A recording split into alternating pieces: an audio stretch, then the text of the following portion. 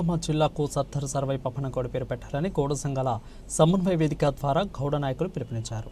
జనగామ జిల్లా కేంద్రంలో శుక్రవారం గౌడ సంఘాల సమన్వయ వేదిక ఏర్పాటు చేసి తెలంగాణలోని వివిధ గౌడ సంఘాల నాయకులతో జనగామ జిల్లాకు సర్దార్ సర్వై పప్పన్నగౌడ పేరును పెట్టాలని ఒకరోజు దీక్ష కార్యక్రమం చేపట్టారు. ఈ సందర్భంగా ఏర్పాటు చేసిన వేదికలో గౌడ సంఘాల నాయకులు మాట్లాడుతూ కాంగ్రెస్ పార్టీ కామారెడ్డి ఎన్నికల మేనిఫెస్టోలో బీసీ డిక్లరేషన్ ప్రకటించిన ప్రకారం జనగామ జిల్లాకు సర్దార్ సర్వై పప్పన్నగౌడ పేరు పెట్టాలని వేదిక ద్వారా డిమాండ్ చేశారు.